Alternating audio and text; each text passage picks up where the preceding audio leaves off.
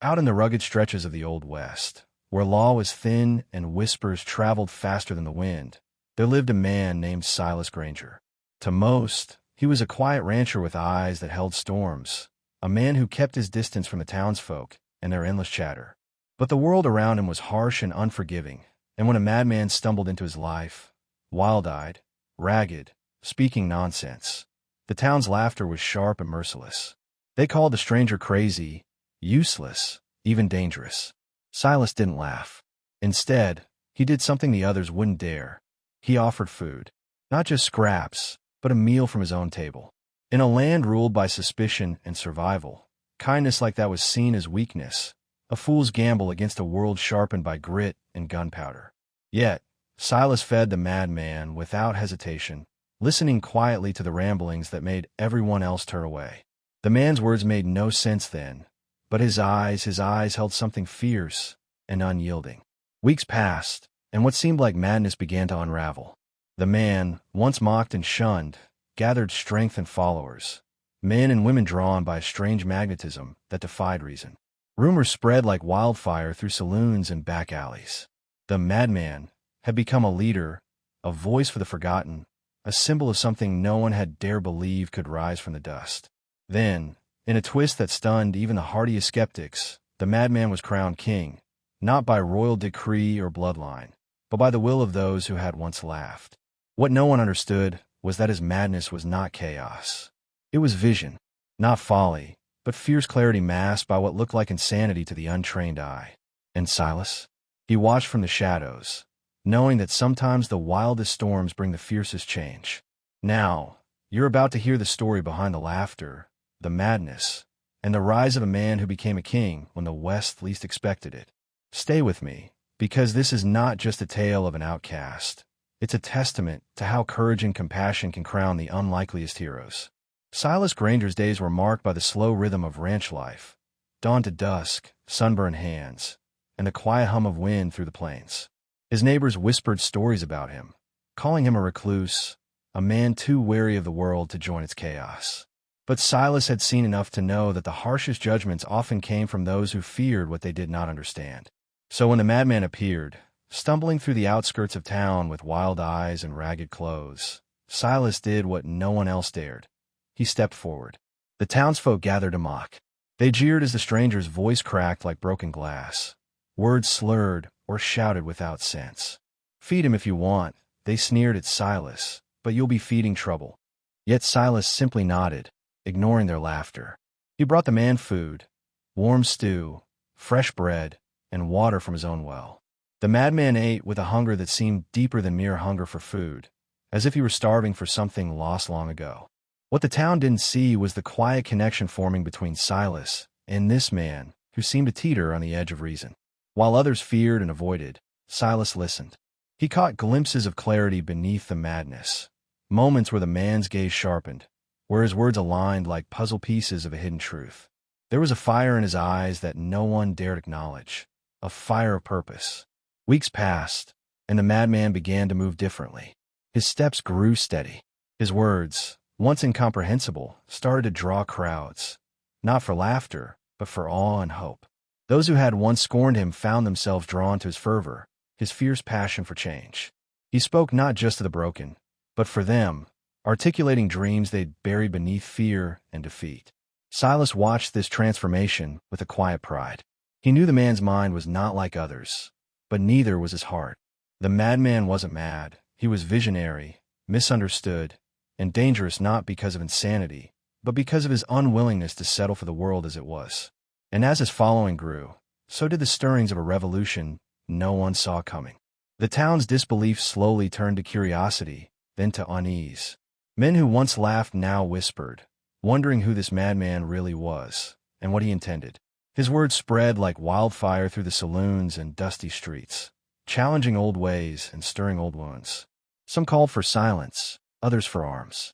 The sheriff kept a wary eye on the growing crowd that gathered nightly around the madman's makeshift stage, watching as hope sparked in places long thought dead. But the madman's power wasn't in violence or empty promises. It was in the stories he told, stories of justice, of a future where the forgotten had a voice and the outlaws found redemption. His words carried the weight of truth and the fire of rebellion. And behind every passionate speech was a man who had once been hungry and broken, fed by a rancher who saw beyond the madness to the man beneath. Silas found himself caught in the middle, not as a leader, but as a witness. He tended to the madman's wounds when the nights grew cold and fed him in silence when the crowds dispersed. And in those quiet moments, the madman spoke freely, not in riddles, but in vision. He dreamed aloud of a kingdom built not on power, but on the fierce loyalty of the desperate and the brave. One evening, word arrived that rival factions in neighboring territories were rallying against this rising force. They feared the change he promised and the power he wielded over men who had little left to lose. Skirmishes erupted on the outskirts of Dustwell, and the madman's followers hardened, preparing not just to speak, but to fight if necessary. The world they knew was shifting, and the madman was its storm. Amid the tension, Silas remained steady, knowing that the man who once sat at his table hungry and broken was no longer just a madman. He was becoming a king, a leader who demanded the impossible. That men believe in something greater than fear, and that they crown courage even when it's wrapped in madness. As the sun rose over Dustwell, the madman, now whispered about as a king, stood before a crowd that had swollen beyond the town's dusty limits. His voice, once cracked and confused, rang clear and commanding, carrying the weight of the man who had touched both madness and clarity. The people listened, not because they were ordered to, but because they believed. They believed in the fire burning within him, a fire kindled long ago by a simple act of kindness. The rival factions sent envoys, hoping to broker peace or break his rising power. But the madman met them not with threats, but with a strange grace. He spoke of unity, of a kingdom forged not by bloodlines, but by shared dreams and shared pain. His followers, once ragged and restless, now moved with purpose, protecting their leader, their hope, their future. And in that moment, even the fiercest skeptics saw the impossible taking shape. Silas watched from the sidelines, his heart heavy yet proud. He remembered the first night the madman stumbled to his door, the same fear and doubt he had once carried. But now, those doubts had been transformed into something potent, a vision that challenged the very order of the West. Silas knew the path ahead was fraught with danger, but he also knew this was a moment the land had been waiting for, a reckoning wrapped in madness and mercy. The crowning was not a ceremony of gold and jewels, but a gathering of souls beneath a sky wide and endless. The madman, no longer just a man, but a symbol, was raised on the shoulders of those who had once laughed. They placed a simple crown woven from leather and sage upon his head, a crown made not of wealth, but of resilience and rebellion. And as the sun dipped below the horizon, the West held its breath, witnessing the rise of a king born from kindness. But power came with its price. Enemies lurked in shadows, ready to snuff out the flame before it could spread. The madman's reign was not guaranteed. It was carved from every act of courage, every whisper of loyalty, and every sacrifice made in silence. And Silas, quiet, steadfast Silas, stood ready to protect not just a man, but a dream that had grown too wild to contain. The days following the crowning were a whirlwind of change and challenge. The madman king, named Elias by his followers, worked tirelessly, moving among the people, listening to their fears and hopes. His madness, once seen as chaos, was now understood as fierce wisdom disguised by his wild eyes. He urged the townsfolk and tribes to lay down their grudges, to build bridges instead of burying hatchets. But not everyone embraced the new order. Old powers, jealous and threatened, conspired in the shadows. Raids and ambushes tested Elias's followers, forcing them to defend their king and their vision with sharpened steel and sharpened resolve. The line between madness and genius blurred as Elias led, not just with words, but with the courage to face violence without becoming violent. Silas found himself pulled deeper into the fold, acting as both counselor and shield. His faith in the man who had once been a madman never wavered. He saw in Elias a rare strength, the strength to remain human in a world determined to strip humanity away. And when doubt crept into the hearts of the people, Silas reminded them of the first act that had sparked it all, the offering of food to a stranger in need. In the quiet moments between battles and speeches, Elias would retreat to Silas's ranch, finding solace in the simple acts of ranch life. Together, they tended horses, repaired fences, and shared stories of a land that was as wild and unpredictable as the men who lived on it. It was in these moments that Elias's vision was nurtured, the dream of a kingdom born not from madness, but from mercy. The Old West was changing, not with the roar of guns, but with the whispers of a madman who had become king. His reign was fragile, yet unbreakable, a testament to the power of compassion, resilience, and the unyielding belief that even the most unlikely men could rise to greatness when fed not just with food, but with hope. As the seasons turned, Elias's reign began to weave itself into the fabric of the land. His followers, once scattered and desperate, became a force bound by purpose and loyalty. Towns that had known nothing but lawlessness now saw the flicker of order, not the cold, iron-fisted rule of tyrants, but a justice tempered with mercy. Elias ruled not from a throne of gold, but from the respect he earned in the dust and grit of everyday survival. Despite the growing strength, the whispers of doubt never fully disappeared. Some called Elias a madman still, a dangerous dreamer destined to fall. Old grudges simmered beneath the surface, ready to ignite. But Elias, with Silas always at his side, faced each threat with unwavering resolve. His madness, once a curse, was now a shield, a relentless force of unpredictable wisdom that kept enemies guessing and allies inspired. One cold evening, word came that a neighboring warlord was gathering men to challenge Elias's fragile kingdom. Instead of meeting force with force, Elias sent envoys bearing gifts and words of peace, hoping to turn an enemy into an ally. The warlord laughed at first, mocking the mad king and his soft promises. But the patience and persistence behind those gifts planted seeds of doubt, a hint that Elias's vision might be stronger than brute strength. Silas watched as Elias stood firm, not just as a leader, but as a symbol of transformation. He remembered the man who had arrived at his door hungry and lost, and marveled at the king he had become, a man who ruled with courage and compassion, rewriting the rules of power in a land built on survival. And, as the night deepened, Silas understood that this story was no longer about madness or laughter. It was about legacy. Because sometimes, the greatest kings aren't crowned with jewels or crowns. They're crowned by the hearts they change, the lives they lift, and the hope they spark in a world desperate for light. Elias was one of those kings, born not of lineage, but of mercy. And that mercy, once dismissed as madness, was about to reshape the West forever. With each passing day, Elias's kingdom grew, not just in land, but in spirit. Villages once abandoned by hope now thrived under his protection. People came from far and wide, seeking the promise of a new beginning, drawn by stories of the madman who had tamed chaos with kindness. His followers weren't soldiers. They were dreamers and workers, farmers and teachers, all bound by a shared faith in something greater. But power is never without its price. Elias found himself walking a razor's edge, balancing mercy with justice, patience with urgency. Every decision carried weight, not just for him, but for every soul who looked to him for salvation. He spent sleepless nights by Silas's fire, wrestling with doubt, questioning whether a kingdom born from madness could survive the world's cruel tests. Then came the betrayal. One trusted advisor, seduced by greed and fear, conspired with enemies to overthrow Elias. The betrayal struck like lightning, fracturing the fragile peace and igniting battles that tore at the heart of the kingdom. Yet, even in the darkest hour, Elias did not waver. He rallied his people not with fury, but with the same unyielding spirit that had carried him from outcast to king. Silas stood beside him, a steady hand and quiet strength, reminding Elias of the simple truth that had started all. Kindness, even when mocked, could crown a madman as king. And it was that kindness, the courage to believe in hope when all else seemed lost, that would guide them through the storm and into the dawn of a new West. The journey was far from over. But one thing was clear. The madman's crown was not just a symbol of power. It was a beacon of what the West could become when courage met compassion, and when those who had been laughed at found their rightful place on the throne. The betrayals that tore through Elias's kingdom were not just wounds to flesh and bone, but to the very soul of the new order he had worked so tirelessly to build.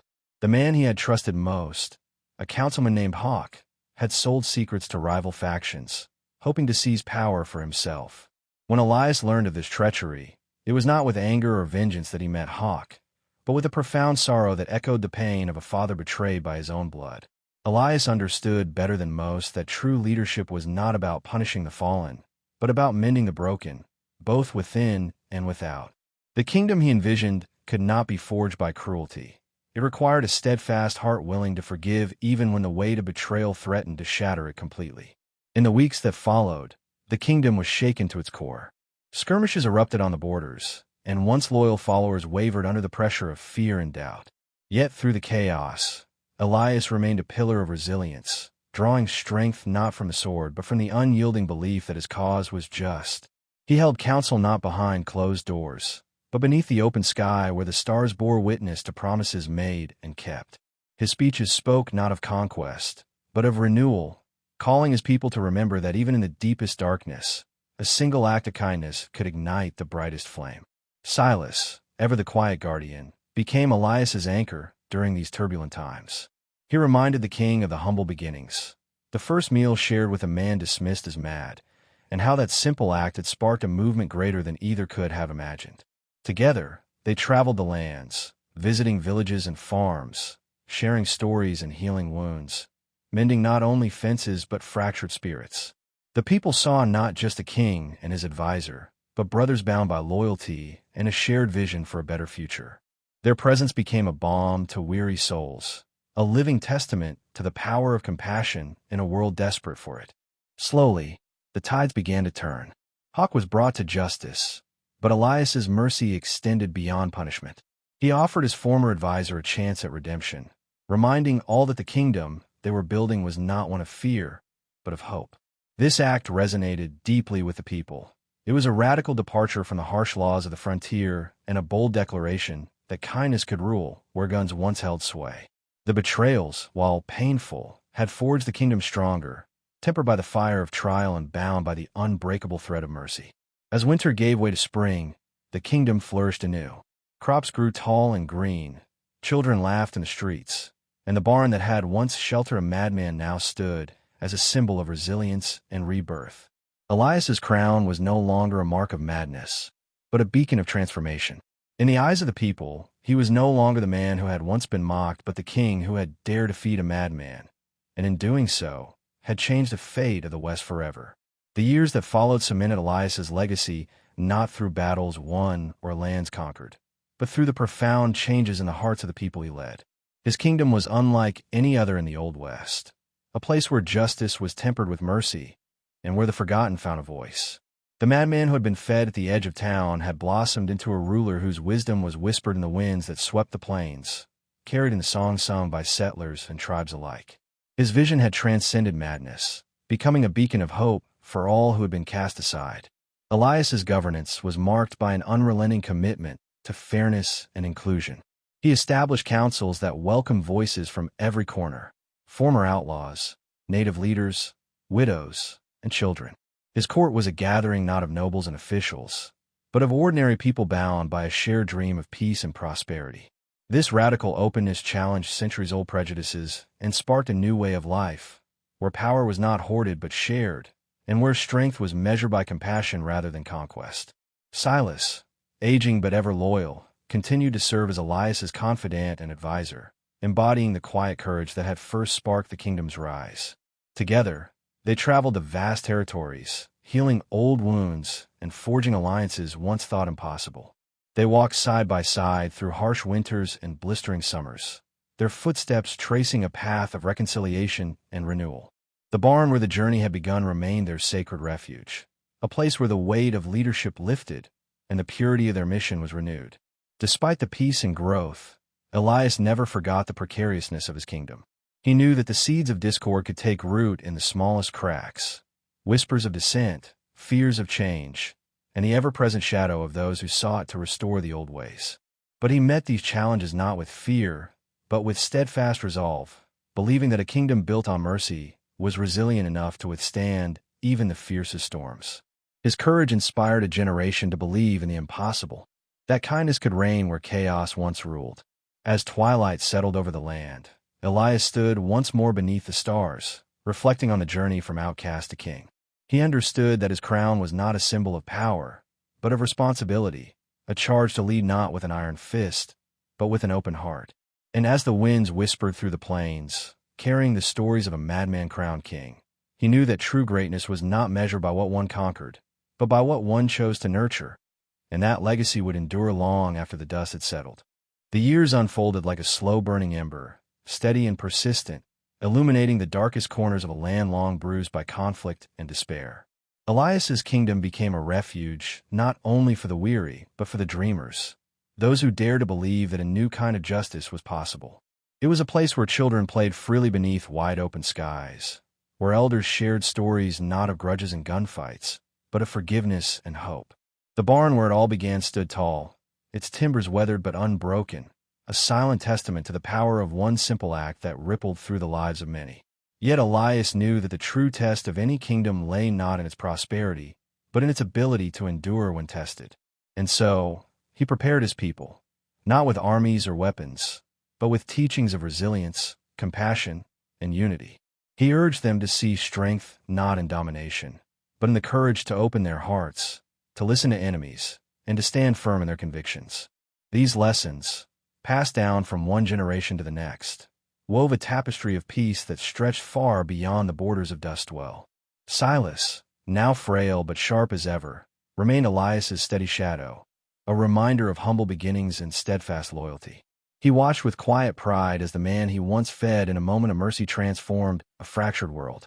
Their bond was a living legend, a story whispered in every home, every tavern, every campfire. It was proof that the line between madness and wisdom is often just a matter of perspective, and that sometimes the madmen see what others refuse to believe. But even as peace settled, the past lingered like a ghost. Rival factions plotted in distant lands, their envy fueled by the success of Elias's vision. The threat of betrayal never fully vanished, a reminder that the fight for a better world was never truly over. Elias faced these shadows with the same fearless heart that had carried him from outcast to king, knowing that true leadership was not about avoiding darkness, but about lighting the way through it. As the sun set on Elias's reign, his thoughts returned to the first night, the night he sat across from a man dismissed as mad and chose kindness over fear. That choice had crowned a king, but more than that, it had crowned a hope. And in that hope, the West found a new kind of legend, one not written in blood, but in the unyielding power of mercy, courage, and the belief that even the most unlikely heroes can rise to change the world. In the twilight of his life, Elias often wandered to the barn that had witnessed the birth of a kingdom, tracing the grain of its wooden beams with fingers worn by time and toil. The barn was no longer just a shelter or a symbol. It was a sanctuary of memories, a vault holding the echoes of laughter, tears, and dreams. Around its foundation, stones placed by grateful hands told stories of lives touched and transformed, each one a silent prayer for peace to endure. The people who gathered there were no longer subjects, but a family bound by shared trials and triumphs. They came from all walks of life. Former foes turned friends, strangers welcomed as kin, all drawn by the legacy of a man who had dared defeat a madman and crown him king. Their voices rose in song and story, a chorus that carried across the plains and into the hearts of those still searching for light in the darkness. Elias's final days were marked not by grandeur, but by quiet reflection, surrounded by those who loved him most. Silas, ever faithful, sat by his side, recounting tales of the early days when the future seemed as uncertain as the shifting sands. Together, they watched the stars, knowing that their story was now part of a greater constellation, one that would guide generations long after they were gone. When Elias passed, the kingdom mourned, but it did not falter. His vision had taken root too deeply, nurtured by countless acts of kindness and courage. The crown he wore was not passed down to heirs by blood, but lived on in the hearts of all who believed that mercy could conquer madness, and that even in the wildest places, hope could reign supreme. And so, beneath the endless sky of the West, the barn stands, weathered, steadfast, and eternal. A monument to a madman crowned king, to a rancher's simple kindness, and to a legacy that reminds us all, greatness is not defined by power or wealth, but by the courage to see humanity in the broken, to feed the hungry, and to believe that sometimes the most unlikely among us are destined to lead. The story of Elias, once a madman fed by kindness, now a king crowned by courage, reminds us that greatness often emerges from the most unexpected places. It teaches us that true power isn't born from dominance or fear, but from compassion and the willingness to see the humanity in others, even when the world laughs at you for it. This tale, set against the unforgiving backdrop of the Old West, carries a timeless lesson. that a single act of mercy can change not only a life, but the fate of an entire land. Throughout the journey, we witness how laughter and scorn can mask deeper truths, how those dismissed as mad might possess the clarity and vision needed to lead a fractured world toward hope. Elias's rise shows us that the boundaries between madness and wisdom are thin, and that it takes courage to believe in a future shaped by kindness in a world ruled by chaos. It challenges us to reconsider who we call a leader and what qualities we truly value in those who shape history. As the dust settles on this remarkable story, the question lingers: what would happen if, in our own lives, we chose to feed the hungry stranger rather than turn away? If we listened instead of laughed? If we had the courage to crown the unlikely king within our communities? This narrative pushes us to reflect on our capacity for empathy and the ripple effect one compassionate choice can have across time and space. So, as you carry this story with you beyond these words, remember that you too hold the power to transform. Every small act of kindness, every moment of understanding, can spark change greater than any gunshot or shout. The legacy of Elias teaches us that mercy can be revolutionary, and that even the wildest, most unforgiving places, hope can not only survive but thrive. If this story stirred something within you, let it be more than a fleeting moment. Subscribe to the channel to journey deeper into tales of courage and transformation. Like the video if Elias's story inspired you to believe in the power of compassion. And share your thoughts below, because your voice keeps the flame of hope alive, spreading it to others who need to hear that sometimes the madmen hold the keys to the kingdom.